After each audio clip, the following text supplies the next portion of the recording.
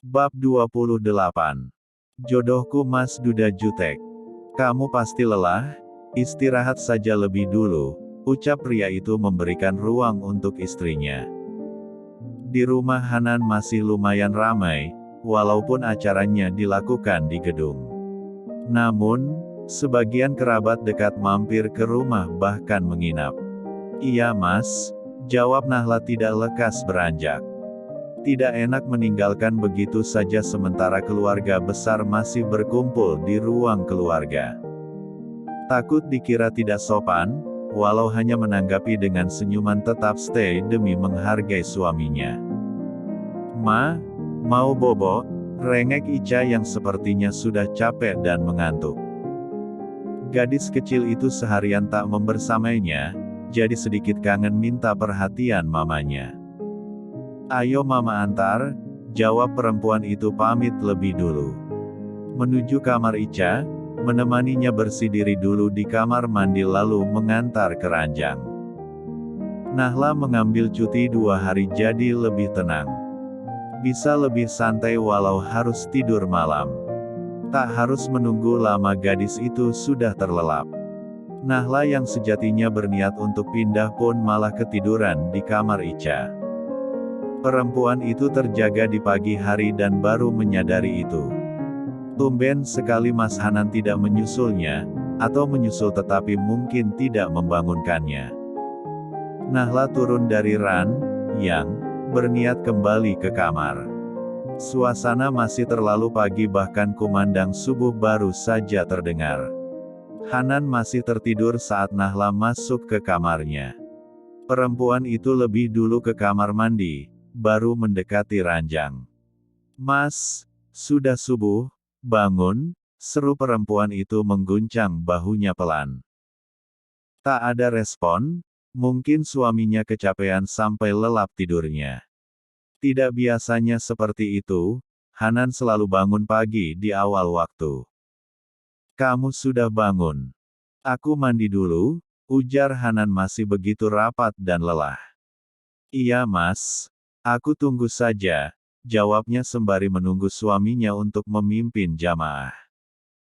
Usai menunaikan sholat subuh, Hanan kembali merebah, sementara Nahla menuju belakang. Lebih dulu mengemas pakaian kotor untuk dibawa ke ruang laundry. Pagi Na, pengantin baru rajin amat, sapa Ajeng kakak sang kakak ipar. Mbak Ajeng, iya mbak. Mau minum apa biar kubuatkan sekalian? Aku teh aja, tapi nanti bikin sendiri saja, sekalian mau niatin buat Mas Abi, ukar Ajeng ikut sibuk di dapur. Keduanya nampak akrab saling berbagi obrolan sambil ngeteh. Hanan belum bangun ya, kita rencananya mau pulang siang ini, kata perempuan itu sembari nyemil kue sisa hajatan. Kenapa buru-buru mbak? Nginep lagi aja, Ica seneng ramai rumahnya.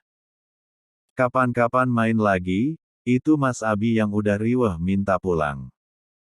Pengennya si entaran juga, tapi pekerjaan aku tidak bisa ditinggal lama-lama, sahut Pak Abi sembari menyeruput kopinya. Nahla sendiri hanya mengangguk maklum. Tersenyum senang melihat keharmonisan keluarga kakak iparnya. Terlihat Mas Abi begitu menyayangi Mbak Ajeng.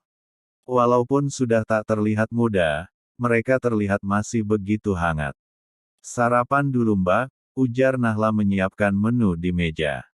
Masih banyak makanan sisa syukuran kemarin, jadi hanya memanasi saja. Dibantu Mbak Ajeng, Nahla sibuk di dapur. Mbak, aku bangun Mas Hanan dulu ya, pamit Nahla kembali ke kamar. Saat perempuan itu masuk, kebetulan Hanan hendak keluar. Mas, ayo sarapan, sudah ditunggu Mbak Ajeng, kata perempuan itu menginterupsi suaminya. Iya, jawab Hanan berjalan beriringan. Disusul Ica yang nampak baru bangun tidur dari kamar sebelah. Gadis kecil itu langsung bergabung di meja makan. Nampak suasana hangat begitu terasa. Masing-masing makan dengan khusyuk. Pasangan pengantin baru itu juga mengantar kakak iparnya pulang sampai depan teras. "Pulang dulu ya, baik-baik kalian. Titip Hanan dan Ica." "Nah," ucap Ajeng pamit. "Iya Mbak, hati-hati di jalan," ucap Nahla mengiringi kepulangan mereka. Hanya berdua saja, karena putri mereka tidak menginap, langsung pulang sore itu juga mengingat paginya harus masuk kuliah. "Ayo masuk," ajak Hanan merangkum pundak istrinya. Berjalan bersama dengan senyuman. "Sepi ya? Alhamdulillah acaranya berjalan lancar," ucap Nahla sembari mengemas gelas kotor di ruang keluarga. "Iya," jawab Hanan juga merasa lega. Satu progres yang cukup menyita waktunya akhirnya usai juga. Hanya perlu menjalaninya berdua dan bersiap mengarungi lembaran demi lembaran baru. "Dek, kapan kira-kira punya waktu libur lagi?" tanya Hanan menghampiri. "Awal puasa mungkin Mas, biasanya cut bersama." "Kenapa? Pengen ngajak kemana ya? Kamu pengen bulan madu kemana?" "Barangkali setelah menikah punya impian." "Nggak tahu Mas, belum kepikiran, terserah kamu saja." "Mungkin nanti ya, bingung juga Ica sendirian." "Kamu nggak papa kan?" "Iya Mas nggak papa, di rumah saja juga nyaman," jawab Nahla tidak terlalu memikirkan itu. Ia tipe perempuan yang tidak neko-neko dan apa adanya. Tidak pula menuntut apapun harus seperti apa ataupun bulan madu setelah menikah. Terlebih memang kasihan kalau harus meninggalkan putri mereka sendirian. "Makasih Dek," ucap pria itu merasa bersyukur. Istrinya ternyata sangat penurut dan begitu penyayang. Terlebih dengan Ica, menerimanya seperti anak kandung sendiri. "Maaf, semalam aku ketiduran, kenapa nggak bangunin saja?" Niatnya gitu, tapi aku juga ketiduran. "Capek banget, maaf ya," ucap Hanan yang harus terpaksa tidur terpisah di malam pengantin mereka. Tidak begitu spesial, walau malam resepsi besar mereka.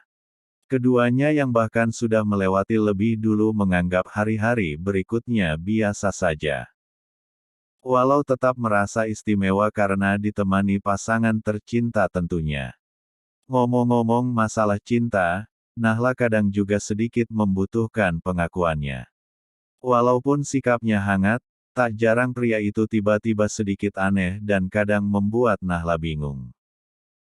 Kendati demikian, Nahla terus mencoba beradaptasi dengan status barunya, dan mencoba memahami hati pasangannya. Semua berjalan seperti biasanya. Pagi hari Nahla kembali sibuk mengajar sementara Hanan berangkat ke kantor. Ica tentu saja bersekolah seperti biasa. Gadis kecil itu nampak semakin akrab dengan ibu sambungnya. "Besok aku bawa motor sendiri saja Mas, biar tidak repot bolak-balik, Mas bisa langsung." Berangkat setelah nganter Ica, ujar Nahla mencari alternatif yang pas. Ditambah waktu pulang Nahla yang lebih awal, sudah barang tentu sedikit repot harus menunggu taksi atau ojol lebih dulu. Bawa motor sendiri lebih praktis dan lebih hemat. "Apa nggak papa? Terserah kamu saja Dek," ujar Hanan memberi kebebasan. Ia tidak masalah bolak-balik mengantar, hanya saja memang tidak bisa menjemput karena waktu pulang mereka yang berseberangan waktu. "Aku turun ya," pamit Nahla seperti biasa menyalip taksim suaminya. "Iya," jawab Hanan tersenyum. Hanya itu, tak ada ucapan manis lainnya yang beberapa minggu selalu didengungkan. Bahkan, tak ada kecupan sayang di kening yang tertinggal. "Ah, aku kenapa sih, kenapa jadi lebay begini?" gumam Nahla berharap lebih. Bab 29. Pulang sekolah Nahla mampir ke rumah ibu, tentu saja disambut sumringah oleh perempuan yang telah melahirkan dirinya ke dunia itu. "Nah gitu dong, sering-sering mampir, walau jangan keseringan juga." Bagaimana kabar Munduk? Tanya Ibu Sumringah menyambut putrinya. Baik Buk, alhamdulillah baik. Ibu sehat. Bapak belum pulang ya? Tanya Nahla mengambil duduk. Tidak bisa sesuka hati berkunjung, niat hati ada tetapi kadang waktunya yang kurang bersahabat. Belum, sebentar lagi, ada pesan. Tanya ibu memastikan. Nggak ada Buk, hanya saja mau pinjam motor Nahla, mau Nahla bawa untuk dipakai lagi. Di rumah ada sih, tapi Nahla lebih nyaman pakai itu. Nggak apa-apa kan Buk? Pinta perempuan itu sedikit tak enak. Loh ya nggak apa-apa, ambil aja, emangnya Hanan nggak nganter Yanduk? Bukan itu Buk, hanya saja jadwal pulang aku dan Mas Hanan beda, daripada Nahla naksi setiap hari, udah gitu malas nunggunya. Mending bawa motor sendiri praktis, ujarnya penuh solusi. Oh begitu? Yo ndak apa-apa ambil saja, toh di sini juga tidak dipakai, Ibu bisa diantar bapak, atau pakai motor Tio. Duh, maaf ya Buk, apa ambil motor satu lagi aja, nanti Ibu repot lagi kalau mau kemana-mana. Enggak Nduk, bawa saja. Sebenarnya di rumah ada satu motor matic, hanya saja merasa tidak enak karena sering dipakai belanja simbok dan jemput sekolah Ica. Niat hati pengen beli, enggak sampai hati bilang ke suami. Iya, Nahla belum sedekat itu dengan suaminya walau sudah berminggu-minggu hidup bersama. Apalagi perangai Mas Hanan akhir-akhir ini yang cukup membingungkan, kadang membuat Nahla serba salah. Sore itu setelah dari rumah ibu dengan motornya Nahla pulang. Seperti biasa berganti mengurusi Ica karena sore hari Simbok pulang. Menemani belajar, dan mengurusi keperluannya. Gadis kecil itu pun sangat senang karena memang dari awal sudah lengket dengan Nahla. Bahkan, anak sambung itu berasa dengan ibu kandung. Maklum, Ica kecil tidak pernah merasakan sedekat itu dengan ibunya. Hanan yang pulang sedikit heran melihat motor yang tak asing itu sudah terparkir di garasi rumahnya. Pria itu langsung masuk kamar yang ternyata sepi. Beranjak ke kamar Ica, ternyata benar anak dan istrinya berada di sana. Baru pulang Mas. Sapa Nahla begitu mendapati suaminya menemuinya, lebih tepatnya berkunjung ke kamar Ica. Iya, itu motor kamu di luar. Iya Mas, tadi pulangnya mampir bentar terus pulangnya bawa motorku sekalian, jawab Nahla yang tidak ditanggapi Hanan lagi. Sudah mau mandi. Biar aku siapkan air dan gantinya, ujar perempuan itu beranjak. Meninggalkan Ica yang masih bercengkrama dengan ayahnya. Iya, gerah, jawab Hanan jelas lelah dan kurang nyaman. Namun, bertemu dengan sikap lembut dan perhatian istrinya langsung seketika membuatnya nyaman. Ica tunggu dulu ya, papa mau mandi dulu abis itu main lagi. Pamit Hanan beranjak. Masuk kamar menemukan Nahla yang tengah sibuk menyiapkan ganti. Airnya sudah siap Mas, ini gantinya di sini, ucap perempuan itu menginterupsi. Makasih ya, aku mandi dulu, ujar Hanan beranjak. Usai menyiapkan keperluan suaminya, Nahla bermaksud menyeduh kopi dan memasak untuk makan malam. Beruntung tadi sudah minta diberesin simbok lebih dulu jadi tinggal eksekusi. Perempuan itu mencoba menu lain yang agak pedas. Menurut Mbak Ajeng, Mas Hanan menyukai pedas sedang. Aromanya enak banget, masak apa dek? Tanya Hanan menyusul istrinya ke dapur. Cumi Mas, suka nggak? Baru coba menu baru sih. Kayaknya enak. Kalau yang ini apa? Oh, ini rawon Mas. Ica kan suka, makanya tadi aku minta Simbok buatin. Itu kopinya di meja Mas, ujar perempuan itu sembari sibuk di dapur. Usai bergelut dengan Panci dan kawan-kawan, Nahla menyiapkan di meja makan. Lalu perempuan itu kembali ke kamar untuk menukar pakaiannya dengan yang bersih. Takut suaminya tidak suka kalau nanti dirinya dekat masih bau masakan. Perempuan itu kembali ke meja makan dengan tampilan lebih segar dan pakaian rumahan rapi. Hanan yang melihat itu merasa ada sedikit yang berbeda dengan tampilan istrinya yang lebih berwarna dari biasanya. "Tumben, mau kemana?" tanya Hanan sedikit pangkling.